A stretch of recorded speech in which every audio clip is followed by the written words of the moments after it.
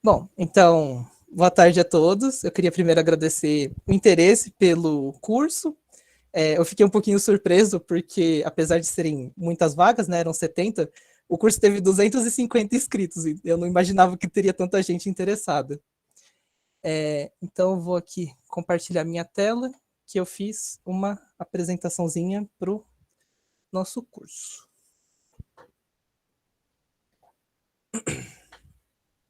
Imagino que todos estejam vendo minha tela, né? Tá. Bom, nesse primeiro encontro aqui, lá na ementa do curso, eu coloquei como introdução, que eu vou falar um pouquinho do que são os videogames e algumas das abordagens dos videogames na academia. Então, nossos objetivos são aqui a definição, a história, assim, bem de leve, e algumas abordagens possíveis de videogames. Então, vamos passar para o que são os videogames. Uma primeira coisa que eu gostaria de abordar aqui é que, pelo menos na minha percepção, o termo videogame ele acaba, às vezes, muito associado ao aparelho que você utiliza. Então, você fala videogame, você pensa mais no aparelho e não necessariamente no jogo. Então, eu vou utilizar aqui no curso o termo videogame como sinônimo de jogo, e para o aparelho eu vou usar o termo plataforma, só para não ter essa confusão nos termos. Então, por exemplo, se a gente pegar as plataformas, a gente poderia dividi-las em três. Então, a gente teria o que a gente chama de console. Então, a gente teria, por exemplo, o Nintendo Entertainment System, o Switch e o 3DS, que aí seriam consoles ou de mesa ou portáteis. A gente também teria os computadores, né, os PCs. Então, por exemplo, tem uma imagem aqui do PC e da Steam, que eu imagino que para quem joga no computador conhece, que é um local onde você pode comprar jogos, jogar com os amigos, etc. Daisy pergunta, eu imagino que sim. Depois eu vou disponibilizar as gravações, tudo bonitinho, provavelmente num drive, que eu vou compartilhar com vocês. E também a gente tem os arcades, que a gente aqui no Brasil chama popularmente de fliperama. Então eu peguei aqui a imagenzinha do Donkey Kong, o primeiro, e o Neo Geo, que eu não sei se quem conhece aqui, eu não sei se o pessoal é muito velho. Passando agora um pouquinho para a história, a gente pode considerar o Space War como o primeiro videogame. Ele foi criado pelo Steve Russell lá no MIT. Eu digo que pode ser considerado porque há muitas controvérsias do que a gente considera como o primeiro videogame. Porque isso acaba dependendo de qual é a definição que a gente tem de videogame, e também porque no final da década de 50, começo de 60, a gente tem vários desenvolvimentos que são simultâneos, mas meio que independentes. Então, dá aí alguma margem para a gente considerar, tipo, a data específica de quando começou. Eu escolhi o Space War porque ele é menos controverso, eu acho, e também porque a data 62 bate certinho com 2022 e dá 60 anos aí de história.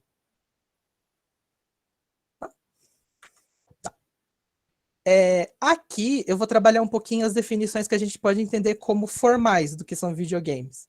Então a gente está mais preocupado com as estruturas internas e essenciais do que constitui o jogo, e não tanto com o que a gente poderia entender como a superfície, vamos dizer assim.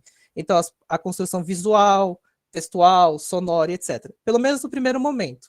Na segunda aula, quando a gente trabalhar com a semiótica propriamente, a gente vai ver essa parte mais da superfície. É, dentre outras, eu estou partindo da definição que o Ju apresenta no livro dele, e ele trabalha com uma série de definições anteriores, tanto de videogames, como é o caso da Saleno do Zimmerman, quanto da teoria dos jogos como um todo, ou seja, jogos de tabuleiro, xadrez, etc.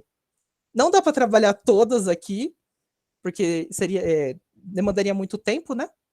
Mas ele faz meio que uma sistematização do que cada uma dessas definições traz. Então, por exemplo, ele percebe que a maioria delas traz que o jogo tem regras, que o jogo apresenta resultados que o jogador busca obter, que ela tem objetivos, interação e etc. Então, ele sistematiza essas definições nesses pontos que a gente pode ver aqui. E aí ele coloca que você pode analisar o jogo como um sistema formal, que aí entrariam as regras, os resultados, os objetivos, a interação e os objetivos, regras e o mundo. Ele repete às vezes porque o que um autor coloca é levemente diferente do que outro coloca. Então, por exemplo, agrupamentos sociais é uma definição que só o Huizinga traz e não os outros. A gente pode analisar o jogo também na relação entre o jogador e o jogo, e aí a gente focaria os objetivos, a interação e os objetivos, regras e o mundo, que seria, vamos dizer assim, a articulação disso tudo.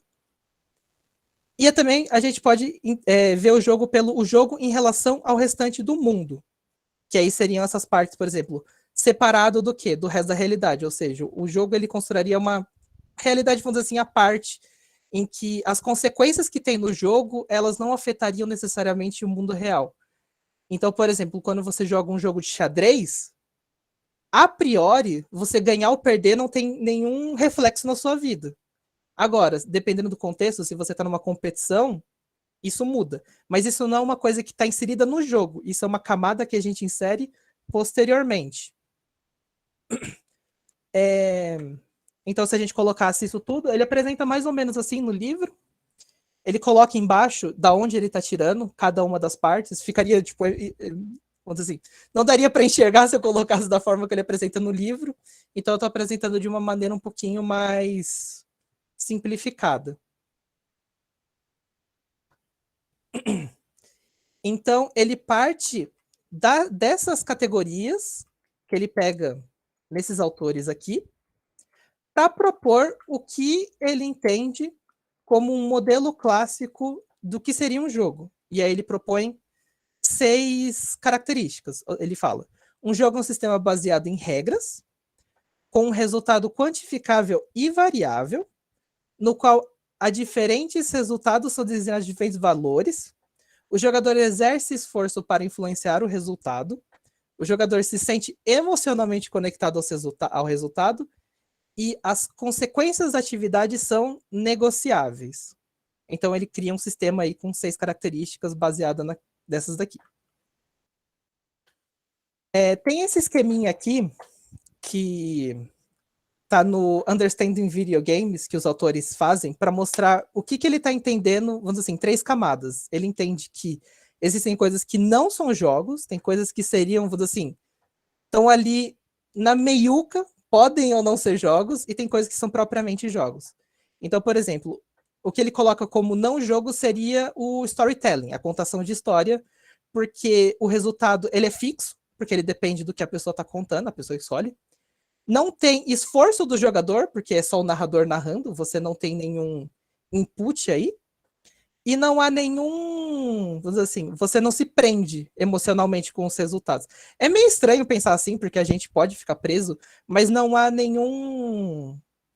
O jogador não se sente, vamos dizer assim, atiçado, porque ele não tem nenhum controle sobre aquilo.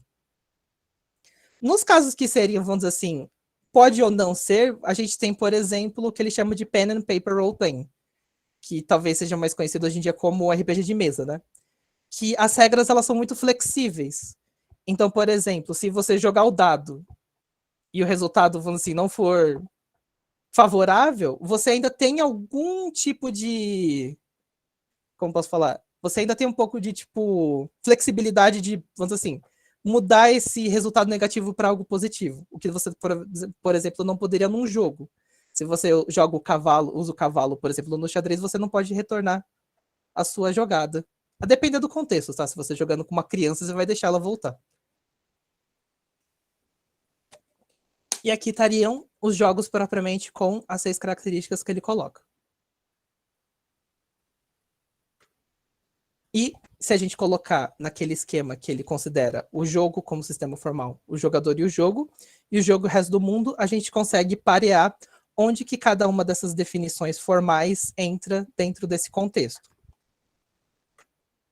Então aqui só para a gente ver, a gente poderia considerar que a gente tem, vamos dizer assim, camadas, ou seja, você tem o jogo em si, o jogo no contexto imediato dele e o jogo no contexto de cultura. A gente vai retornar um pouquinho isso lá na aula 3, quando eu trouxer as questões de sistemas, que aí vai ficar mais claro de como o jogo ele se intera dentro de diferentes sistemas, ou seja, tem o sistema de contexto imediato, tem o sistema cultural e etc. Tudo tranquilo até agora?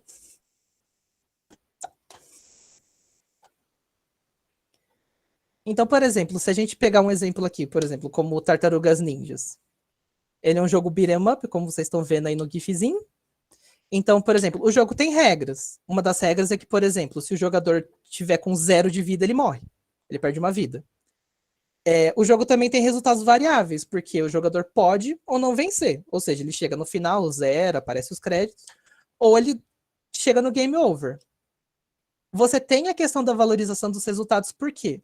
Porque vencer ou não tem valores diferentes. O jogador é meio que, tipo, congratulado quando ele vence e quando ele perde, o jogo encerra. Existe a questão, por exemplo, também do esforço, porque o jogador ele tem que passar uma série de estágios sem perder todas as vidas ou contínuos que ele tem. A conexão emocional é um pouquinho, vamos dizer assim, a parte talvez um pouquinho mais subjetiva, mas é mais uma questão de tipo assim, a gente joga porque a gente quer ganhar, ignorando outros projetos de jogos, etc. Mas a gente joga porque a gente quer e a gente não quer, vamos dizer assim, falhar no que a gente está se propondo a fazer. Não assim, nesse primeiro momento o que ele está propondo é que, tipo assim, existem estados de derrota ou vitória que o jogo estabelece. Hoje em dia, eu acho que isso já não é tão válido, porque, por exemplo, você não precisa jogar com o intuito de ganhar. Você pode jogar com outros objetivos, e se você chegar nesse objetivo, nesse projeto de jogo que a gente poderia chamar, tá tudo ok. Por exemplo, o meu orientador dá o exemplo do amigo dele, que jogava o Sonic, e o objetivo do amigo dele era jogar o Sonic não pra zerar, mas era para afogar o Sonic no segundo estágio. Era isso que ele queria fazer. Ele queria correr o mais rápido possível para afogar o Sonic. A gente poderia considerar esse talvez a conexão emocional dele. Ele queria chegar naquele projeto de jogo. E a gente tem as consequências negociáveis, que é o que eu falei. Quando você joga esse jogo, a consequência dele não é, vamos dizer assim, não afeta diretamente a sua vida. Você joga, você perde, você ganha, e tá tudo meio que confinado dentro da realidade que o jogo constrói. De novo, considerando que, sei lá, não chegou ninguém e falou assim, eu aposto R$ 10 que você vai ganhar. Que aí é uma camada externa que você está colocando, e aí você adiciona outros valores para vitória ou a derrota. Um pouquinho atrás eu falei que é um modelo clássico de jogo, e é uma definição que o próprio autor utiliza, porque na percepção dele, e aí ele escreveu o livro O Half Real em 2005, que certos videogames modernos eles não cumprem de fato esses critérios que a gente poderia entender como tradicionais da maior parte dos jogos. Então, por exemplo, se você pega um jogo bem simples como o Tartarugas Ninjas, que é de 91, você consegue com relativa facilidade traçar cada dessas características no jogo. Agora, se a gente pega, por exemplo, um jogo como o Project Zomboid, que é um pouco mais recente, aí as coisas já não dão 100%. Por quê? No Project Zomboid, toda vez que você entra no jogo, quando você dá load no seu save, aparece uma mensagem que é tipo assim: são os fins dos tempos, não havia esperança de sobrevivência, foi assim que você morreu. O jogo, ele não tem um estado de vitória. O jogo, ele já tá pressupondo que você vai morrer, porque o verbo tá no pretérito. Você pode sobreviver 1 ano, 1 semana, 10 anos, não interessa, você nunca chega num estado de vitória. Então, por exemplo, no caso do Zomboid, você não tem a valorização dos resultados porque você não tem um estado que o jogador pode alterar por meio do esforço dele. Então, eu acho que é um exemplo interessante para pensar assim, como que você pode ter um jogo que você não ganha. Assim, sendo a gente ainda poderia pensar, mas sei lá, você estar jogando e estar vivo não é ativamente um estado de ganhar? Eu acho que daria para pensar nisso. Mas seria muito estranho pensar um jogo que você tá ganhando o tempo inteiro que você tá jogando e você só para de ganhar quando você perde. Não sei, parece um pouco estranho, parece um pouco circular a lógica. A Flávia pergunta: sim, você pode traçar uma narrativa, mas aqui a gente está pensando do ponto de vista mais formal, ou seja, das regras. Você pode ter um cruzamento, por exemplo, entre narrativa e entre regras? Pode. No caso do Zomboid, isso é muito claro. Você constrói uma narrativa no mundo apocalíptico, na qual as regras, elas colocam que você vai morrer. Isso funciona porque você está num mundo apocalíptico, tem uma coisa assim quase, sei lá, desesperadora jogando. Imagina se você jogasse um jogo como Mario, que é super alegre, você tem que você só tem que achar a princesa, e aí chega no final e fala assim: ah, não tem princesa nenhuma. E é um negócio super existencialista. Eu acho que não funcionaria tão bem, eu acho que as crianças da década de 80 não iam gostar muito. Mas sim, tem a narrativa, mas aqui eu tô pensando mais na questão de regras, do aspecto mais, vamos dizer assim, que a gente não vê tanto do jogo. Vamos dizer assim, o que tá por trás da cortina, o que, que o jogo tá fazendo ali. Mas na parte. Na aula 3, quando a gente vê regras, eu peguei alguns exemplos, no qual você tem esse cruzamento de fato, em que, tipo, as regras, vamos dizer assim, as regras estimulam a história, a narrativa, e a narrativa reforça as regras. Mas aqui eu só tô pensando nesse ponto, vamos dizer assim, mais interior mesmo. Não sei se ficou claro. Bom, espera ela responder. Então, por exemplo, no Understanding Video Games, eles colocam que a importância da gente ter essas discussões formais sobre o que seriam os videogames. Porque eles colocam que essas definições, elas ajudam a refinar o nosso próprio pensamento sobre o que é videogame. Porque a gente pode lidar com nossos viés inconscientes e ver se as discussões que a gente está realizando, elas são algo, vamos dizer assim, mais geral, que é aplicável a todas as mídias, ou é algo realmente singular dos videogames. Mesmo que, vamos supor assim, as definições elas não sejam perfeitas, elas tenham, vamos dizer assim, furos, tem jogos que elas não cobrem. Exato. Isso, perfeito, o que o Matheus colocou. Assim como no caso do Sonic, do amigo do meu orientador que queria afogar o Sonic, no Zomboid você pode criar suas próprias condições de vitória. E aí não é uma condição de vitória que o jogo estabelece, é uma condição de vitória que o jogador se estabelece. Então, por exemplo, se eu quiser jogar Zomboid e meu objetivo for, sei lá, eu quero jogar Zomboid, a única coisa que eu quero é achar uma arma e matar um monte de zumbi. Provavelmente você não vai conseguir porque não tem munição. Mas vamos supor que é isso que você quer da sua vida. Você pode. Existem jogos também, por exemplo, SimCity. Lá o joguinho de simulação de cidade, você constrói a cidade toda bonitinha. O jogo, ele não tem um final. O final dele é você chegar num estado que você acha legal. Então, por exemplo, eu quero que minha cidade seja perfeita, não tenha poluição, todo mundo seja feliz e eu tenha dinheiro. Você pode fazer isso. Mas você também pode fazer o contrário, que é o que muitos jogadores fazem, que é tipo assim, não, eu quero que a minha cidade seja horrível, aconteça todo tipo de calamidade e a cidade seja destruída. Você pode, vamos dizer assim, criar essas regras. E o jogo permite isso de fato. E aí, quer ver? Sim, exato. Eu acho que o GTA, o Grand Theft Auto, né, é o exemplo maior disso, justamente porque ele é um sandbox, que seria tipo essa ideia da caixa de areia, que você tem esse espaço muito livre para você fazer o que você quiser. Por exemplo, eu quando jogava GTA San Andreas quando era criança, eu não sabia inglês. Não tinha como eu acompanhar a narrativa. A narrativa era o que eu criava na minha cabeça. E o que poderia ser, sei lá, eu vou ficar andando pela cidade atropelando gente. Existe uma narrativa que o jogador pode seguir? Existe, mas também existe, vamos dizer assim, uma narrativa que o jogador cria para dar sentido àquela atividade que ele está realizando. Mas também não, sabe? Tipo, a pessoa pode dizer, não, não tem motivo nenhum, eu só quero ficar andando, atropelando gente e tá muito bom para mim.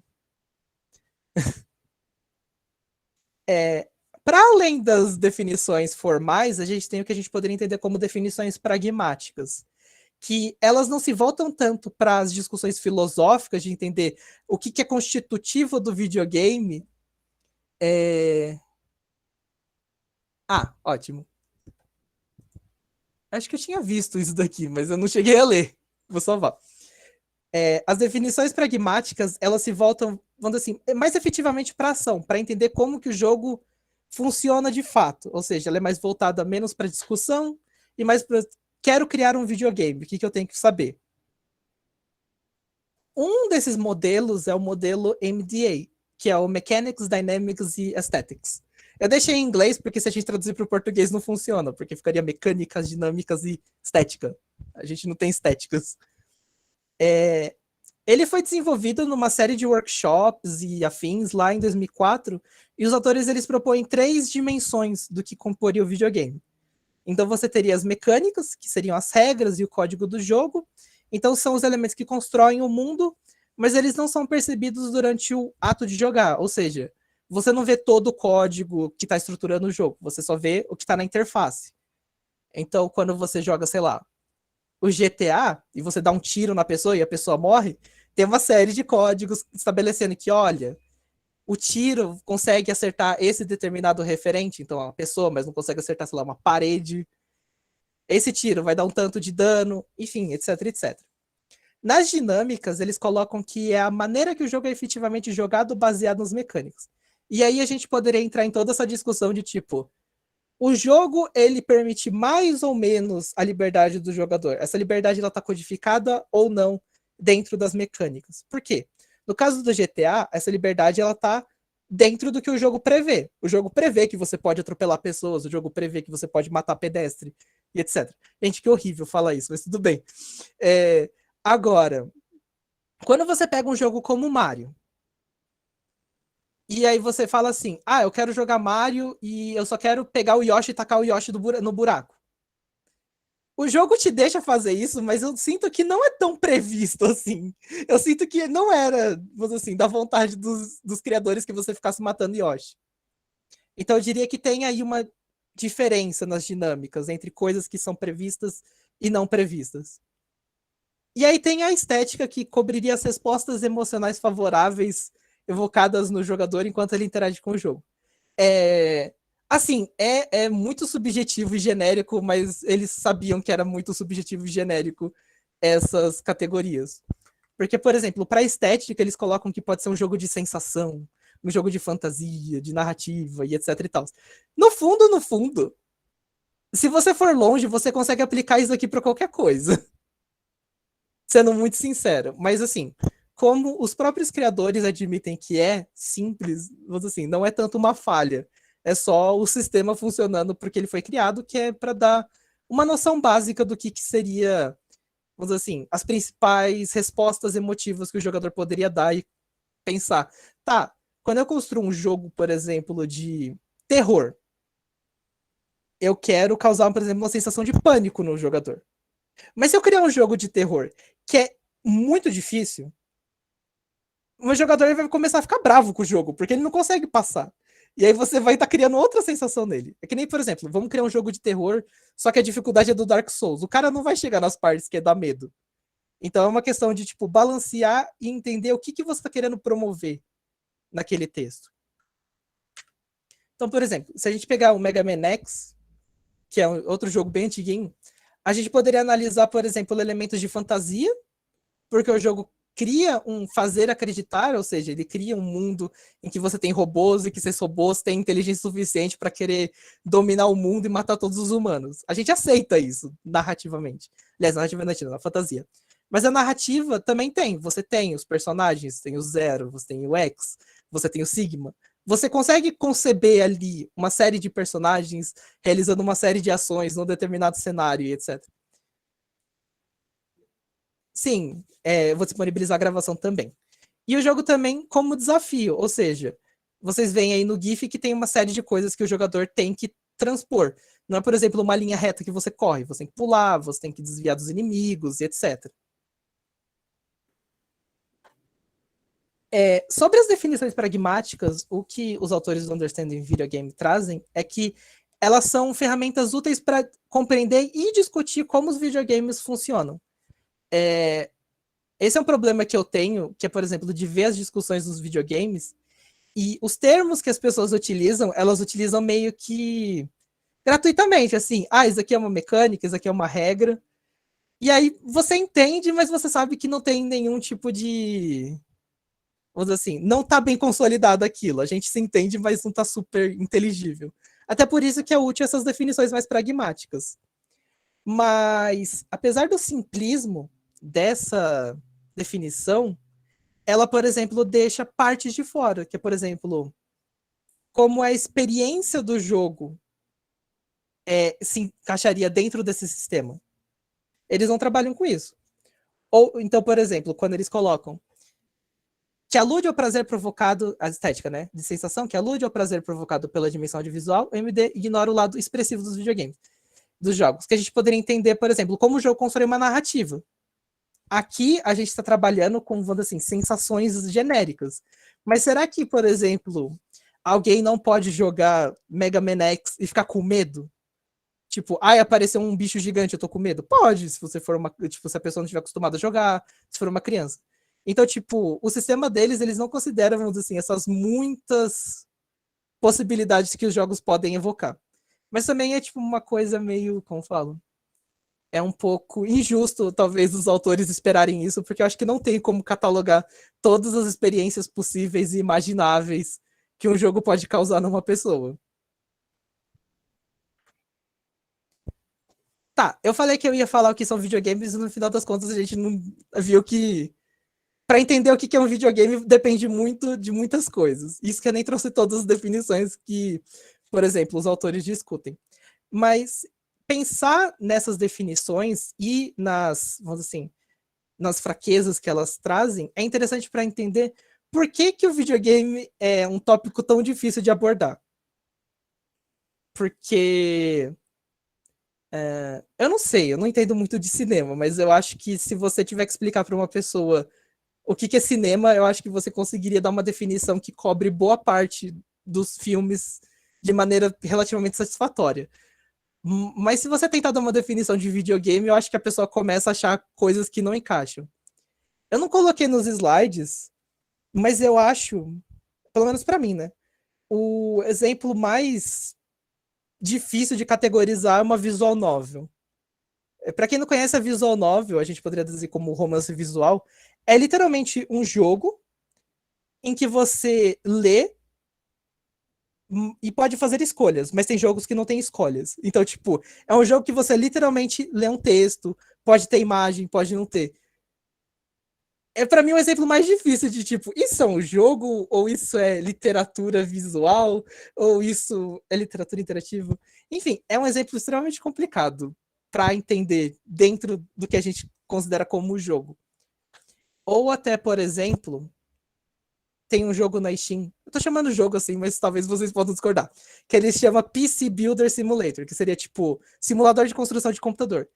É um jogo que você joga no seu computador em que você constrói um computador. E é isso. Você compra as peças, você coloca as peças, tudo bonitinho. É um jogo? Não sei. O objetivo do jogo é só construir o computador, porque, sei lá, você acha super divertido ver as peças funcionando, e se você errar alguma coisa, o computador não liga. Mas no fundo, é um jogo. Teria gente que falaria que não.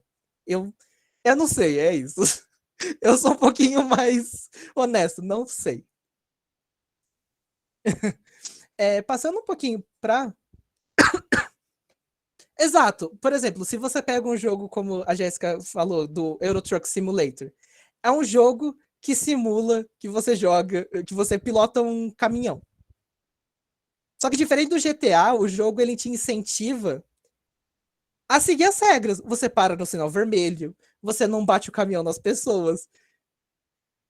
Eu considero um jogo, mas aí poderia chegar uma pessoa e me perguntar: tá, mas se você considera isso um jogo, dirigir um caminhão é um jogo? Eu acho que não, porque, tipo, por mais que tenham regras pra dirigir o caminhão, essas regras elas são mais, vamos dizer assim, do ponto de vista social, sabe? Até onde você quiser, você pode pegar o caminhão e passar em cima de todo mundo. Se a gente for pela definição do Jill que as coisas não têm consequências no final das contas no jogo, aí tudo bem, se atropela todo mundo no jogo, ninguém morreu. Se atropelou na vida real, teve consequência porque você vai preso. Então, a gente poderia pensar nisso. Um simulador de direção. O Edson pergunta: um simulador de direção.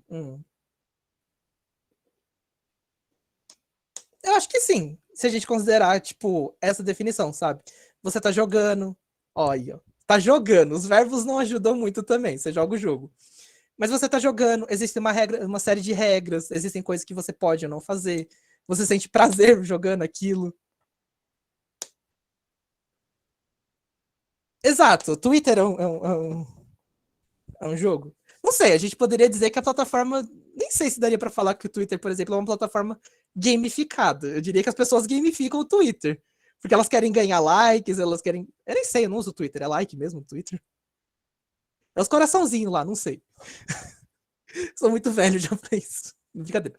Mas daria para dizer, sabe? Eu acho difícil, mas eu entendo o argumento da pessoa. Mas passando então um pouquinho para como o tratamento dos videogames na academia, voltei lá em 1970 e trouxe até os anos 2000, porque depois disso, sim, tem a questão dos serious games, de fato. Eu não trouxe tanto isso, mas eu acho que daria para, como fala, daria para discutir. Tem jogos assim que tipo a gente poderia entender como antijogos ou qualquer coisa do tipo. Mas enfim, a gente pode entender que o estudo dos videogames, dos jogos, né, começou lá na década de 70. Pelo menos o Wolf categoriza assim. Então vocês veem que aí tem uma década já do Space Wars. Ele coloca que as principais discussões naquela época eram de entusiastas que montavam os próprios computadores. Hum, sim, é o que o Rodrigo falou.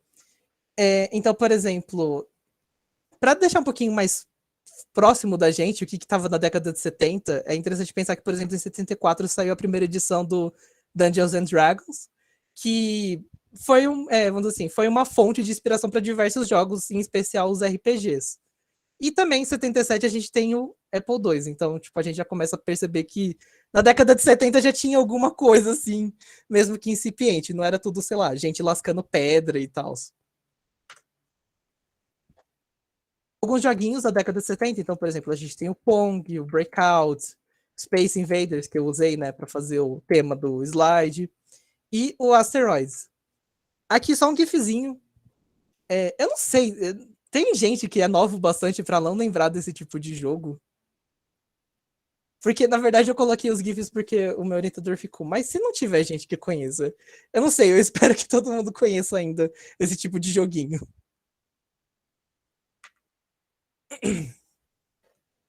E alguns consoles. Então, por exemplo, você tem o Magnavox Odyssey, a gente tem o Nintendo Color TV e o Atari, que é provavelmente desses daqui o que o pessoal conhece mais. Passando para a década de 80, o Wolf ele coloca que você já tem os próprios designers discutindo as suas concepções e ideias do que eram os videogames. Então, por exemplo, ele aponta que o Chris Crawford, no livro dele Art of Computer Game Design, é a primeira teorização do que seria o videogame.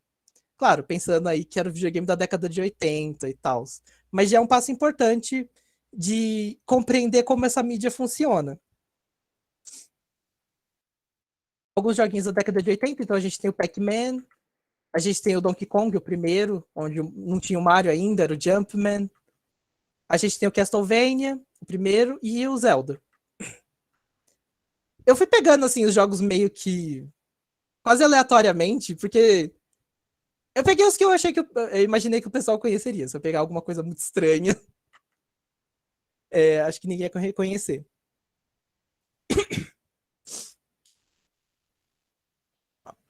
E aí tem o Commodore 64. Eu acho que esse é muito incomum no Brasil, pelo menos eu nunca nem vi um. O Nintendinho, ou Nintendo Entertainment System, sim, é mais famoso. E o Game Boy, o primeiro, que não tinha cor e a tela era toda esverdeada. Entre as décadas de 80 e 90, o Wolff ele aponta que tiveram uma série de estudos de psicologia associando, por exemplo, o videogame com agressão, o videogame sociabilidade, etc. Eu imagino que vocês devem lembrar, assim. Década de 90, comecinho de 2000, depois voltou. Toda aquela discussão de tipo, ah, o videogame, a criança joga o videogame, a criança vai matar o pai, etc. Enfim, naquela época o pessoal estava muito interessado em entender, tipo, mas será que se a pessoa jogar Donkey Kong, ela vai ficar com vontade de, sei lá, matar o pai? Brincadeira. Então, por exemplo, indo no Google acadêmico, eu coloquei o período de 1980 a 1990, e dos 10 resultados da primeira página, 6 deles pontuavam justamente isso. Então, por exemplo, você tem videogames, television, violence and aggression, ou seja, tipo, videogame, violência na televisão e agressividade em adolescentes, correlação de uso de videogames por crianças e computadores, efeitos de jogar videogames na agressividade e no comportamento agressivo de crianças, de novo, efeitos, agressividade de videogames, etc. E videogames como fenômeno transacional em adolescentes. Sim, não só, por exemplo, o Mortal Kombat na década de 90, a gente tem jogos nos anos 2000 que foram proibidos também. Se não me engano, o Bully, né? Da Rockstar, ele foi. Exato, aí, ó. O Túlio tá pensando junto comigo. Ele foi proibido. Manhunt também, que é da Rockstar, que, tipo, enfim, se a gente for pegar todos os exemplos de jogos que foram proibidos pelo conteúdo violento, que tipo, se a criança jogar, ela vai matar a família, não tá não tá no papel. Que eu me lembre, eu acho que, assim, lembrando de memória, a última controvérsia, assim, que teve muito grande sobre jogo e violência e tal, foi naquele caso daquele, acho que pré-adolescente, que matou os pais e jogava Assassin's Creed. Já faz uns anos, eu ainda não tô tão fresco assim a história, mas é a última vez que eu vi forte assim esse discurso. Talvez ainda continue, não sei. Mas então, eu sinto que o CS, ele deixa a pessoa mais estressada não porque você dá tiro, mas porque você fica com raiva jogando. Então, eu acho que não tá tão errado pensar em agressividade em jogo online. Mas aí sou eu falando com uma pessoa que jogou muito pouco, porque ai, não é bom estresse na minha cabeça não.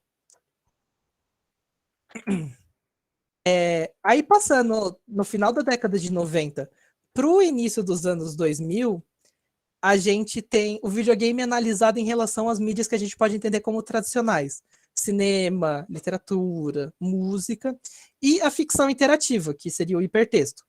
Que, inclusive, já que eu tinha citado a visual novel, tem muita gente que analisa ela por esse viés, ou seja, como literatura interativa, como hipertexto. Eu, particularmente, não gosto tanto assim, porque eu sinto que você já parte do pressuposto que é literatura, e aí eu fico, não sei se a gente pode fazer essa relação direto. Mas, enfim. Para quem trabalha com videogame e lê sobre essas coisas, quase sempre nos artigos o pessoal faz aquela grande revisão, assim, e fala do Cybertext, do Arsef, e fala do Hamlet on the Holodeck da Murray, e comenta todas as questões de tipo das abordagens antagônicas entre narratologistas e ludologistas. Quase sempre o pessoal faz vamos assim, essa revisão historiográfica para discutir as abordagens de videogames nessa época. Eu estou trazendo aqui um pouquinho, na terceira aula eu vou me aprofundar, porque eu acho que é interessante a gente rever essa discussão mais para frente, quando for discutir regras, mecânicas. Mas para agora é interessante pensar nessas duas abordagens, vamos dizer assim, como a gente está pensando aqui, ou seja, tinham pessoas que queriam focar totalmente na natureza formal dos videogames, ou seja, vamos analisar regra, e tinha gente, não, vamos analisar o jogo como uma representação, vamos utilizar as ferramentas que a gente já tinha para, por exemplo, para análise literária, para análise de artes mesmo, como um todo. E aí a gente vai ver que essa discussão pode ou não ter acontecido. É muito estranho quando você cavuca um pouquinho mais. Tem gente que fala que nunca aconteceu.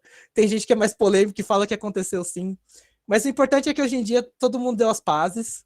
Hoje em dia ninguém é tão extremista assim, de tipo, o jogo é só uma coisa. O pessoal aceita que é as duas coisas ao mesmo tempo. Aqui, só para dar um pouquinho da dimensão da expansão, né, dos seus videogames, em julho de 2001 saiu o primeiro volume da Game Studies, que é, como o Arsef coloca, né, no texto que abre a revista, bem-vindo ao primeiro número da primeira revista acadêmica revisada por pares, dedicada ao estudo de jogos de computador. 2001. E é interessante também que, tipo, ele não usa, por exemplo, só jogo, é jogo de computador. É interessante que a gente foi deixando de lado essa ideia do jogo de computador para falar, por exemplo, game, ou só jogo, videogame, etc. E aí, em 2008, num livro do Mayra, que é o An Introduction to Game Studies, Games and Culture, nas primeiras páginas ele já coloca: os estudos de jogos chegaram ao ponto de se estabelecerem tanto como campo de investigação científica, quanto como ramo do conhecimento que é formalmente ensinado nas universidades. Ou seja, nesse período de 7 anos, você tem a fundação da primeira revista que estuda isso para ser um campo inquestionável. Inquestionável entre aspas, assim. Eu sei que tem muita gente ainda que torce um pouco o nariz, tipo, mas vai ficar estudando o joguinho? Mas enfim, tem muita gente que estuda e é um campo legítimo e aceito. A década de 90 é uma década meio estranha, porque, tipo, você tem, por exemplo, o Super Nintendo e o PlayStation coexistindo, principalmente aqui no Brasil, que a gente jogava, pelo menos eu, né? Eu joguei muito jogo antigo, e inclusive num dos primeiros volumes da Game Studies tem um trabalho que se chama Latin America Plays Old Games, ou seja, a América Latina joga jogos antigos, em que eles mostram como a América Latina é um mercado, vamos dizer assim, ainda não muito bem quisto, então eles faziam, vamos dizer assim, o mínimo possível para tentar trazer essas coisas para a gente. Então, enquanto o resto do mundo, por exemplo, em 2000 estava jogando o PlayStation 2, a gente ainda estava jogando, sei lá, o Super Nintendo. E aí, quando, por exemplo, quando saiu o Xbox 360, você ainda tinha gente jogando PlayStation 2 no Brasil. E é um problema que continua até hoje, porque, por exemplo, se você procurar o PlayStation 2 no Mercado Livre, você ainda acha o PlayStation 2 custando R$ 700. E ainda você tem o pessoal jogando, sei lá, Bomba Pet. Eu nem sei se o pessoal aqui sabe o que é Bomba Pet. Mano, Bomba Pet é um trabalho genial de uns caras que eles atualizam os jogos de futebol antigos, sei lá, do PlayStation, sei lá, nem lembro qual que é, mas aí eles atualizam com jogadores, tipo, versão 2022. Aí você vai jogar, sei lá, com o Neymar. Eu não entendo de futebol, mas eu acho fantástico que isso exista, porque mostra, sabe, como o nosso mercado funciona, sabe? Ninguém tem dinheiro para gastar, sei lá, quanto que tá um Xbox One hoje em dia. Então, é, até por isso vocês veem que eu foco nos jogos antigos. Não só porque minha pesquisa foi nos jogos da década de 80 e 90, mas também foi o que eu joguei. E eu falei, se eu vou trazer para vocês exemplos, eu vou trazer coisas que eu conheço. Também não dá para trazer, tipo, coisas aleatórias que eu nunca ouvi falar, mas, tipo, tá na moda, então eu vou falar. Olha aí, o Igor tá falando que já vai sair da Copa. O pessoal já tá mais atualizado que eu. Mas tudo isso para falar que na década de 90 você tinha, por exemplo, da primeira metade, jogos como Final Fantasy VI, que saiu como 3 aqui, é uma treta enorme, mas são jogos que são 2D, mas você também tem jogos como o Mario 64, o Resident Evil e o Metal Gear, que são jogos 3D. Então você tem, tipo, esses dois paradigmas coexistindo aí. Você tem o Final Fantasy com os sprites pequenininhos, e aí você tem o Metal Gear Solid com personagens poligonais e tal, parecem gente. Aí você olha hoje em dia e você fala, nossa, mano, como que eu achava que isso era bom?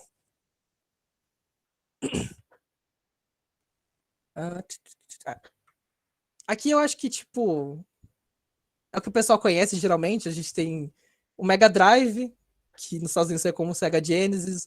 A gente tem o Super Nintendo, a gente tem o PlayStation original, a gente tem o Nintendo 64. Mas também, se a gente pegar, por exemplo, de 2000 até tipo 2009, a gente vê a evolução, por exemplo, do Final Fantasy VI para Final Fantasy XIII, ou, por exemplo, do Mario 64 para o Mario Galaxy, do Resident Evil original para o 4, e do Metal Gear Solid 1 para o 3.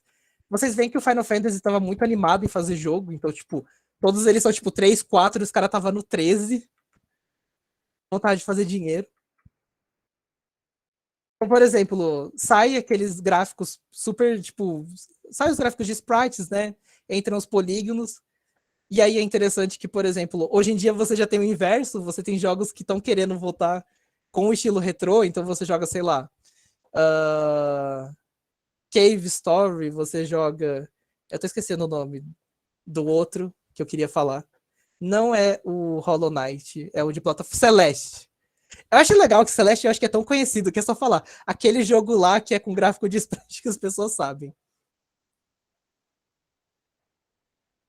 E aí, na década de 90, na década de 90.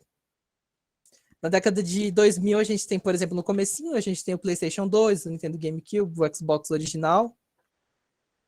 E na segunda metade, a gente tem o PlayStation 3, o Nintendo Wii, o Xbox 360. Para mim, ainda é muito estranho pensar que, por exemplo, o PlayStation 3 é de 2005. Eu acho muito estranho pensar, tipo, nossa, o PlayStation 3 tem tipo, uns 17 anos nas costas. É muito estranho. E aí eu tenho que pensar que, tipo, olha, aí as pessoas que nasceram em 2005, elas estão entrando na universidade. É muito estranho pensar nessas coisas. Quando você fica estudando coisas antigas, você perde a noção do tempo. Então, se a gente fizesse uma linha do tempo bem simplesinha, a gente teria na década de 70 o início, na década de 80 você já tem as primeiras, vamos dizer assim, teorizações, mas são teorizações não por acadêmicos, mas por pessoas que estão trabalhando ali, estão com a mão na massa.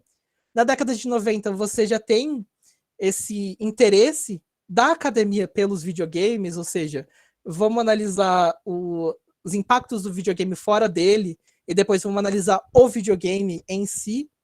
E nos anos 2000 a gente já tem um campo de estudos consolidado, aceito e etc. E aqui um pouquinho das abordagens possíveis. No Understanding Video Games, os autores eles propõem 5 tipos principais de análise de jogos. Então, eles propõem que você pode analisar o jogo em si. Então, a metodologia comum seria a análise textual, ou uma coisa análoga a isso, né? As inspirações teóricas seriam dos estudos comparados, ou da filmologia, ou seja, da literatura, dos estudos do cinema. E o interesse comum é as escolhas do design e o significado construído pelo jogo, seja nas mecânicas, seja na representação e afins. Que é provavelmente onde a gente vai se voltar aqui nesse curso. A gente vai ficar mais no jogo do que nas outras partes. Você também pode analisar o jogador, então você pode fazer observação, você pode fazer entrevistas, questionários com os jogadores.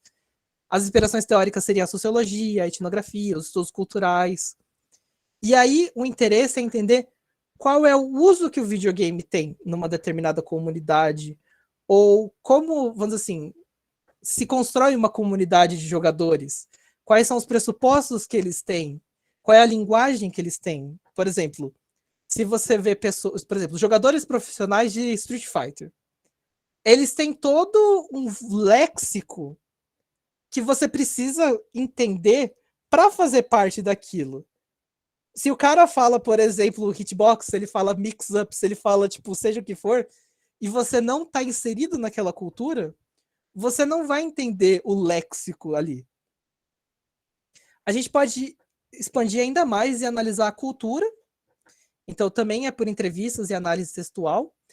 E o objetivo aí é entender o jogo como um objeto cultural ou qual é o lugar que o jogo ocupa dentro de uma cultura.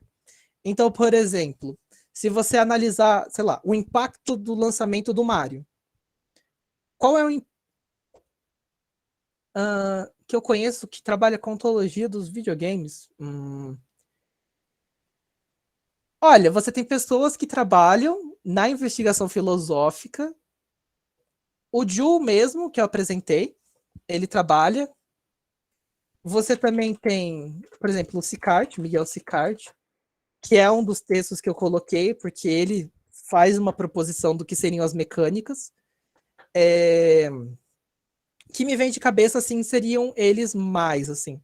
Você tem outras pessoas que trabalham isso, mas eu acho que não de maneira tão, vamos dizer assim, focada. A pessoa trabalha o jogo e a ontologia acaba sendo uma coisa mais acidental do caminho, assim. Mas da cultura, por exemplo, qual que é o lugar que o jogo ocupa? Você pode pensar, por exemplo, hoje em dia, que a gente tá, tipo, sendo bombardeado por mídias o tempo inteiro, e propaganda, e filme, e não sei o quê. Qual é o lugar que o jogo ocupa, sabe? Como o jogo, por exemplo, ele se insere dentro dessa cultura digital maior, sabe? Isso poderia ser algumas das questões que você pode focar. Aí, como o Erickson tinha perguntado, tem a questão da ontologia, que seria a investigação filosófica mesmo. E aí, por exemplo, você pode ir, por exemplo, para lógica, você pode ir para outras escolas filosóficas, ou você pode ir para crítica literária, e o objetivo é entender a lógica ou os fundamentos filosóficos do jogo. Então, por exemplo, quando você tem os primeiros, sei lá, movimentos de estudos de jogos, não pensando em videogame aqui, pensando em jogo mesmo. Vamos entender o que é o jogar. É muito estranho. Como assim? A gente para no tempo, a gente estabelece uma série de regras e a gente joga, e é isso. É muito estranho. Só que a gente, tipo, meio que já cresceu numa cultura em que isso é estabelecido. Quando você é criança, você, tipo, joga forca e você não questiona. Mano, a gente tá jogando um jogo em que você erra, você mata uma pessoa. A Marlene pergunta se eu vou abordar jogos educacionais. Não necessariamente. Eu imagino que muitas das coisas que eu vou trazer aqui dá para trazer para a questão dos jogos, ou seja, como você pode utilizar, por exemplo, determinadas regras ou determinadas escolhas semióticas, como a gente vai ver, para contribuir para os jogos educacionais, mas não vai ser o foco aqui. Então, por exemplo, só dando spoiler. Na segunda aula que a gente vai ver de semiótica, a gente vai ver, por exemplo, a organização visual, a estruturação imagética do jogo. E como que, por exemplo, os criadores eles utilizam, por exemplo, a cor para significar alguma coisa. Como eles utilizam a disposição. Por que uma coisa está no centro? Por que uma coisa está na margem? Por que uma coisa está em cima? Por que uma coisa está embaixo? Isso a gente vai ver. Mas não... pelo menos eu acho que eu não peguei nenhum exemplo de jogo educacional. E aí, por fim, a gente tem as métricas, que seriam as análises estatísticas de dados compilados. É talvez a mais afastada de tudo que a gente vai ver aqui, mas ela é voltada para, por exemplo, desenvolver softwares, ou seja, você tem dados quantitativos, por exemplo, quantos jogadores tiveram, sei lá, dificuldade em fazer determinada ação. Essa dificuldade ela é derivada de um problema no design do jogo? O jogo não deixa claro? Ou será que tem alguma coisa? Por exemplo, os controles são muito difíceis. Você tem uma parcela dos jogadores que não conseguem executar aquele movimento. Ou, por exemplo, uma coisa talvez cultural. Se você coloca aquilo, os jogadores nem conseguem reconhecer o que é aquilo, porque aquilo não está convencionado para eles. Ou, por exemplo, na psicologia comportamental. De, por exemplo, você coloca um jogo com determinados estímulos. O jogador ele reconhece os estímulos? Qual é a resposta a ele, aqueles estímulos? Como é que a gente consegue extrapolar esses resultados para outras discussões? Então, o interesse comum deles é o game design, entendendo aí o design como tanto a construção das regras, das mecânicas, como também da construção, vamos dizer assim, semiótica. Escolhas de imagem, escolhas de som, escolha do texto verbal e etc.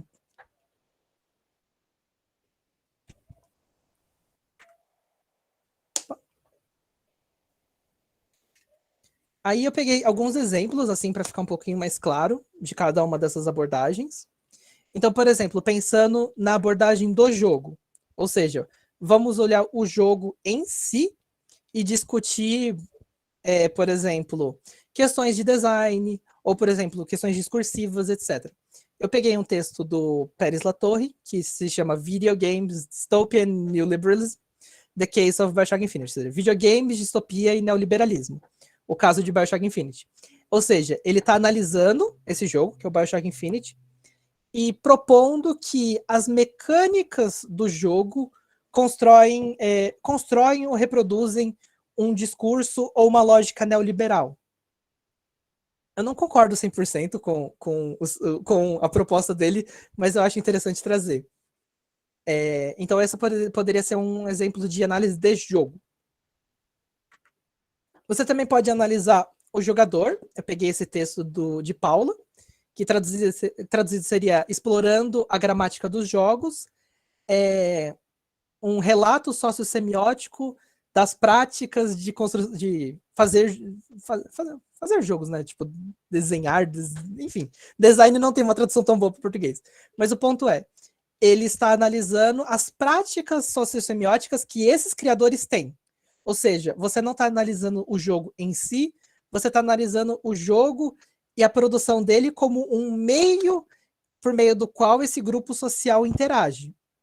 Então, tipo, eu acho que o exemplo mais claro desse tipo de estudo seria, por exemplo, o MMORPG, que você tem comunidades bem grandes e que, vou dizer assim, dentro de uma macro comunidade, que seria, por exemplo, todos os jogadores de World of Warcraft, você tem micro comunidades. Então, por exemplo, a micro comunidade poderia ser tipo pessoas que jogam de determinada maneira, pessoas que interagem entre si, guildas e etc. E aí você conseguiria analisar, vamos dizer assim, isso.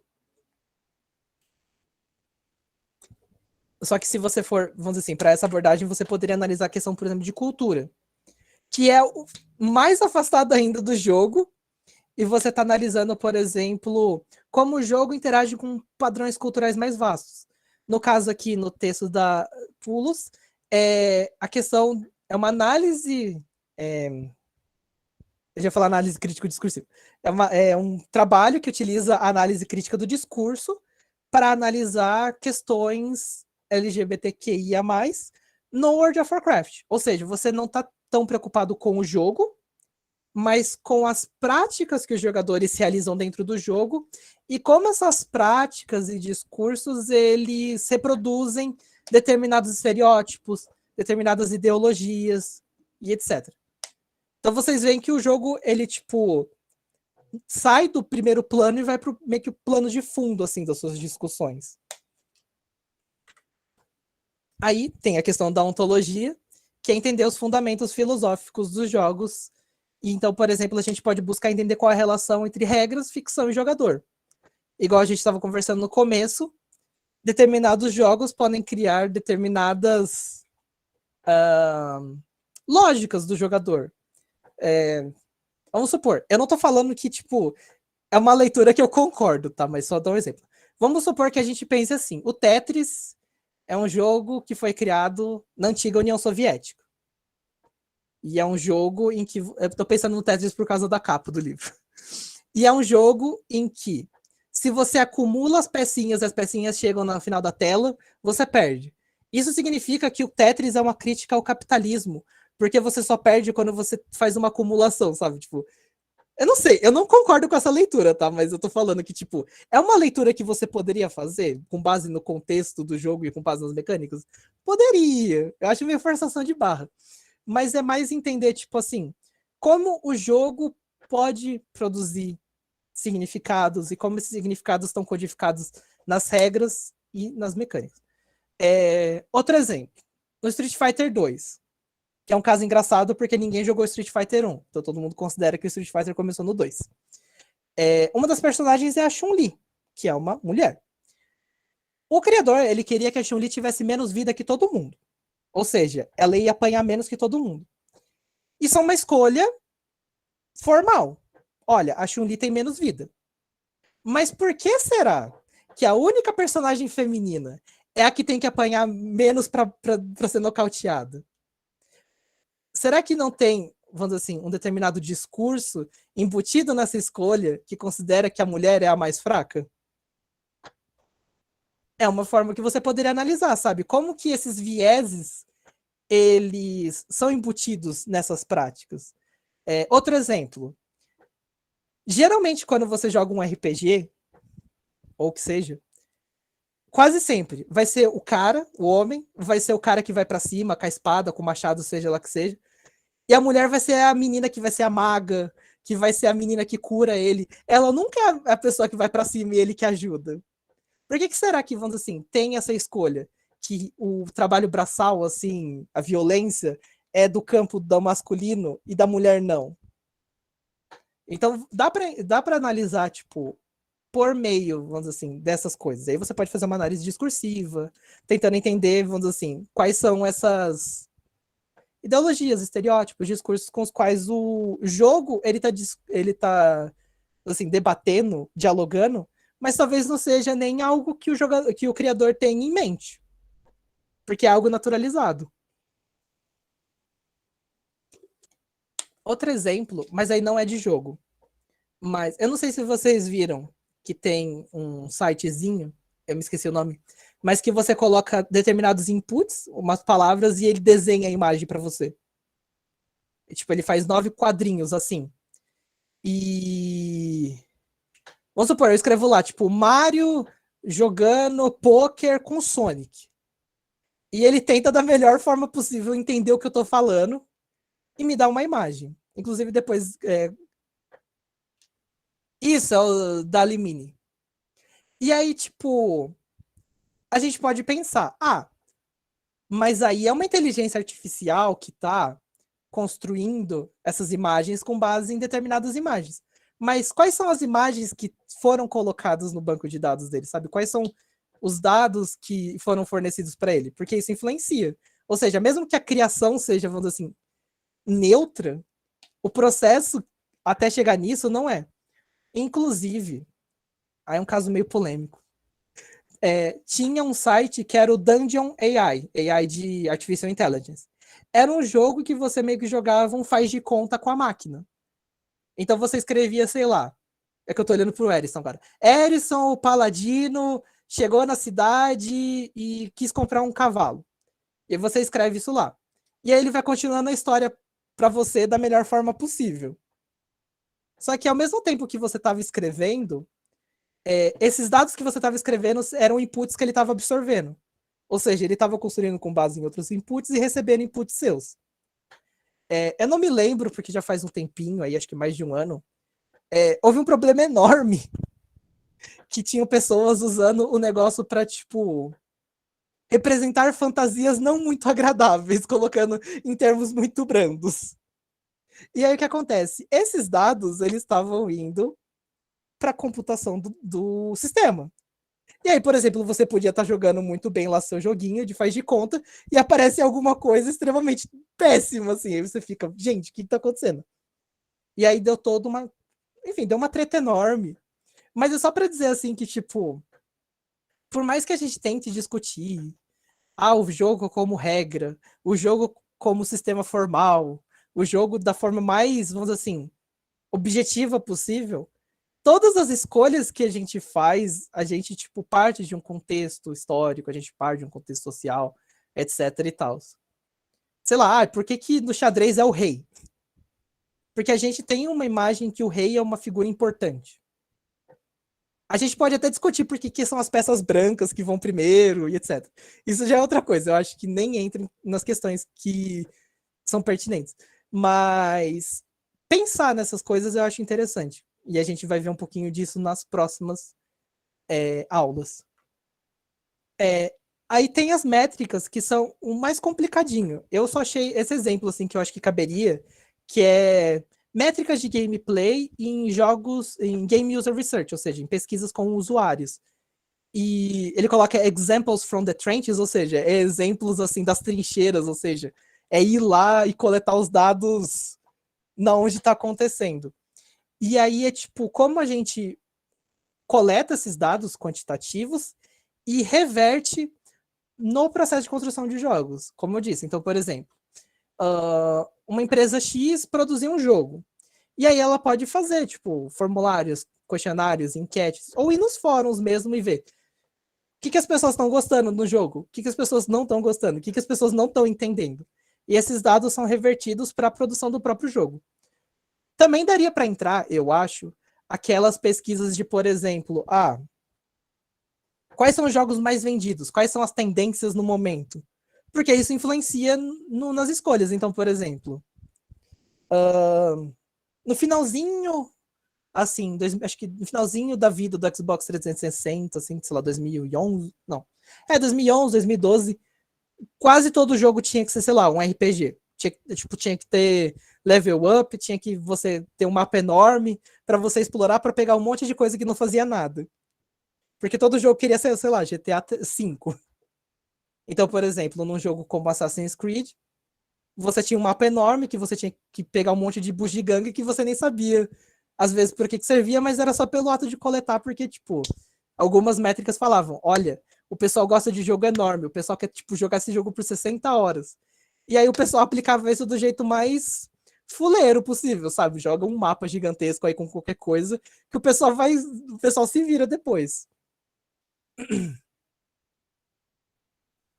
E aí, aqui estão as referências. Aqui estão as referências da primeira aula. Eu fiz essa aula um pouquinho mais curtinha, porque como ela era mais de introdução, eu achei que, tipo, não seria meio que too much trazer, tipo, muito contexto, muita coisa. Então, vocês podem ficar à vontade para fazer pergunta, comentários, o que vocês quiserem.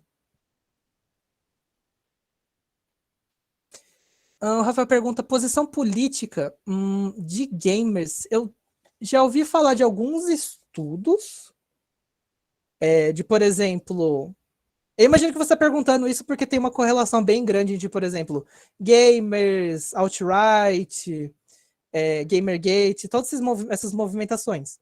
Eu não conheço de cabeça nenhum, mas tem um que eu estou tentando me lembrar o nome, que não é sobre videogame. Aí ele analisa o Pepe. Eu acho que vocês conhecem a figurinha do sapinho verde, o Pepe the Frog, que foi utilizado como um símbolo da direita alternativa, como eles se chamam.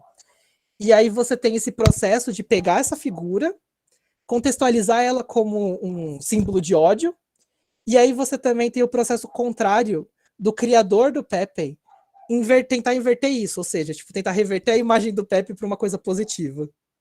Exato, o sapinho que fala feels good, man. Tem uma série de sapinhos, mas a questão maior dele é que, tipo assim, você tem muito imbricado essa imagem. É a mesma coisa, por exemplo, do OK. Eu acho que vocês viram aquela coisa que deu do cara lá do governo que fez o símbolo do OK e que tem, vamos dizer assim, uma série de conotações. Até leite tem, tipo. Então, é bem complicadinho essa questão de, tipo, como esses símbolos, eles são tomados e significados, vamos dizer assim, para se tornar símbolos de ódio. Mas um estudo específico disso, eu não consigo me pensar de cabeça. Deixa eu ver. Gamer.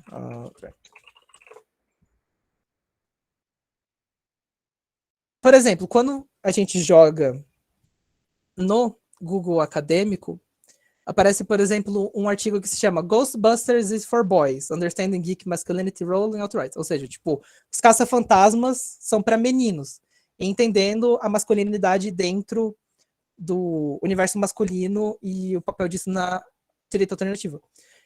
Eu não sei se vocês lembram, mas em 2016 saiu o reboot do Ghostbusters, né, do Caça-Fantasmas, e foi com um elenco todo de mulheres. E aí, tipo, o que era para ser um filme inocente e tal, acabou virando meio que um campo de batalha entre vários caras, incluindo gamers, falando porque não, isso não pode, são os feministas destruindo a nossa infância e etc.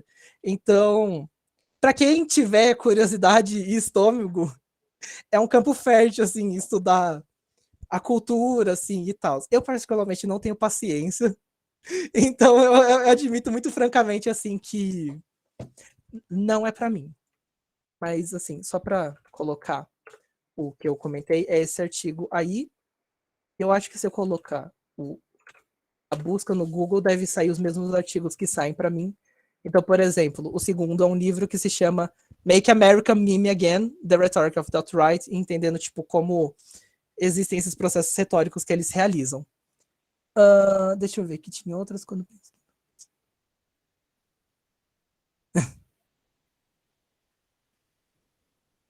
Ah, sim, por exemplo, tem essa questão de, tipo, vamos liberar a arma, e aí, tipo...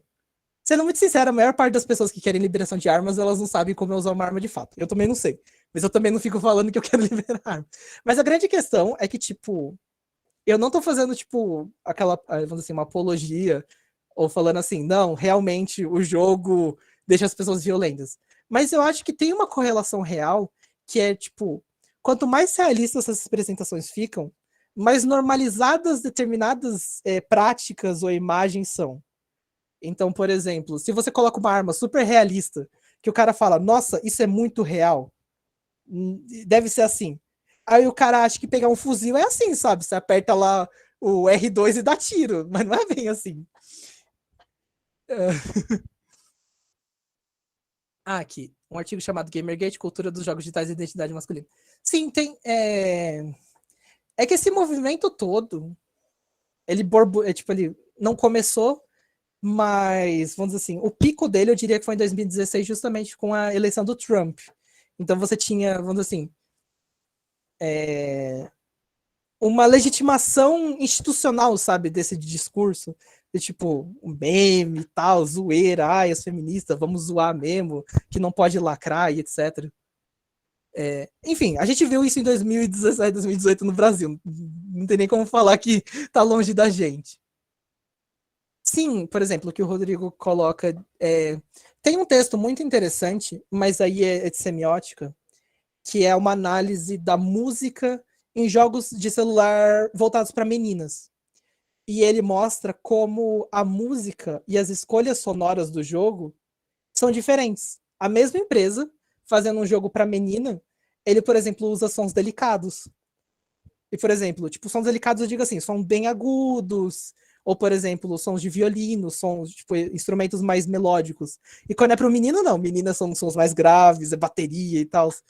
E, apesar de ser algo sutil, que talvez a pessoa nem perceba, porque ela pode jogar o jogo no mudo, e talvez os pais da criança queiram mesmo, porque ninguém quer ver a criança jogando bagulho no volume do máximo. Essas escolhas, elas demonstram que há uma imagem de menino e uma imagem de menina. Tipo, menina gosta de rosa, menina é, tipo, delicada, menino não. Menino gosta de, sei lá, Mac, nem sei, Mac existiu ainda, existe. Menino gosta de boneco e, sei lá, bateria. E, então, você tem, vamos dizer assim, essa série de questões embutidas aí. E, bom, como vocês viram, o nome da teoria que eu trabalho é semiótica social, então é por isso que essas coisas me chamam tanta atenção. Eu tô tentando pensar em mais alguns exemplos. Aqui. Naquele link que eu passei tem um, que é tipo conservadorismo e masculinidade tóxica na cultura gamer. Uma aproximação a Magic the Gathering. Aí, tipo, é jogo de cartinha. Eu estou pesquisando grupos. Legal. Só para dar um spoiler, eu tô dando esse curso porque eu fiz uma pesquisa sobre a representação do Brasil nos videogames. Aí eu vou trazer um pouquinho da minha pesquisa na quarta aula, né? Que eu vou pegar os exemplos e tal. Depois eu vou mostrar como que vocês podem mandar os exemplos. Porque provavelmente, para não ficar maluco, recebendo tipo um monte de e-mail, eu provavelmente vou abrir um Padlet e pedir para vocês colocarem lá as contribuições. Mas, por exemplo, na representação do Brasil, a gente vê uma coisa muito interessante. No começo da década de 90, você tem personagens como Blanca. Pra quem conhece o Blanca é a representação do Brasil, mas é um bicho verde que mora na Amazônia e que nem é brasileiro, tá? Ele caiu de avião na Amazônia e a Amazônia transformou ele num monstro. Eu não vou nem comentar essas questões todas agora. Mas a questão que eu quero trazer é que, conforme você vai progredindo na década de 90, você vê que a representação do brasileiro ela vai sendo modificada. Então, por exemplo, você tira o monstro e fica, por exemplo, o personagem negro. Mas não é, vamos dizer assim, o que a gente poderia entender como o negro no Brasil. É meio que uma amálgama de várias imagens que a gente poderia dizer, tipo, do negro. Então, por exemplo, é o cara brasileiro que se chama Bob e usa dread. Bob Marley. Ou, tipo, o brasileiro que joga basquete. Ou seja, apesar de ser uma representação, vamos dizer assim, mais fiel do Brasil, sabe, como um país multicultural e etc., você vê que ainda assim o jogo não está representando o que a gente entende como Brasil, que ainda tem, vamos dizer assim, um pouco de ruído aí nessa representação. Então, tipo, você fala, é o brasileiro, mas será que é mesmo? Num dos casos que eu peguei, que foi num jogo que se chama Garou, o personagem brasileiro, ele é inspirado no Não vou lembrar o nome do ator, mas é um ator negro que contracenou com o Bruce Lee. E aí você vê que, por exemplo, o Black Power, que esse ator utiliza, eles ressignificaram num pompador, que é aquele cabelo meio retão assim, que é um cabelo super comum no Japão. Ou seja, e que é baseado também no Black Power. Então você vê esses processos, vamos dizer assim, de pegar a cultura do outro, ressignificar e vender. E aí você vê como essa cultura, ela é tomada como, tipo, é isso, e aí outros jogos começam a reproduzir. Então, quer ver? Tem um texto sobre isso, que é esse aqui, Play Your Word. Play. É um texto que comenta justamente por isso. E aí, como o Rodrigo pediu referências, eu acho que pode ser interessante. Que eu tô tentando lembrar o texto, o nome original, mas é basicamente a ideia do título é tipo uma divisão entre tipo você joga no nosso mundo, vamos dizer assim. Aliás, a gente vive no nosso e você joga apenas nele, ou seja, aqui. Opa. Esse aqui. Live in your world, play in yours. Ou seja, viva no seu mundo, jogue no nosso.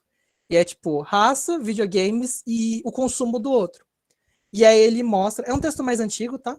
Mas ele mostra esse processo de tipo. O outro, ele não é validado como um eu.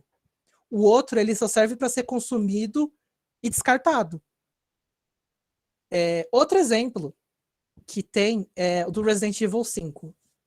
Eu não sei se vocês têm muita familiaridade com esse jogo, mas a grande questão desse jogo é que você joga com o Chris Redfield, que é um cara branco, e tá tendo um apocalipse zumbi na África. E aí é tipo um cara branco metralhando tipo um monte de zumbis negros. E mesmo que sejam zumbis, a imagem que se remete de tipo o Salvador branco indo pra África salvar eles disso é péssimo. E aí tem esse texto aqui que fala justamente disso, que é When keeping it real goes wrong. É quando, tipo, mantendo a real dá errado. Resident Evil 5, representações raciais e jogadores. Ou seja, ele trabalha nessa intersecção entre o que o jogo está promovendo, que é essa imagem de, vamos dizer assim, branquitude e negritude, e a opinião dos jogadores a respeito disso. Que muitos deles acham que é, tipo, algo absolutamente banal. Tipo, qual que é o problema de matar negro? Tipo, é nesse nível, assim. Então, é algo extremamente complicado, assim. Que me vem à cabeça que trabalham nessa intersecção entre jogo e raça, eu acho que seriam esses dois que eu tenho em mente. Mas podem ficar à vontade para perguntarem mais coisas.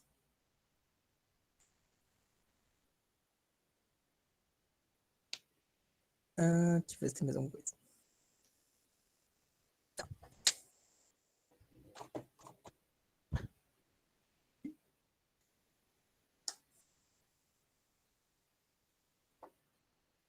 Bom, se não tiver mais nada, eu acho que a gente pode ficar por aqui, a gente sai um pouquinho mais cedo, mas é porque eu pensei em menos coisas mesmo. Espero que deu para entender. Espero que. Eu já ia falar deixa, mas deixa não existe. Eu espero que vocês conseguiram compreender tudo. Eu espero que não tenha ido tipo muito rápido nem nada. É porque essa aula é um pouquinho complicadinha, porque ela é de contextualização, então não tem muita coisa assim. É mais tipo dados. Tá. Muito obrigado a todo mundo. É, essa gravação, ela. Deixa eu parar de gravar, porque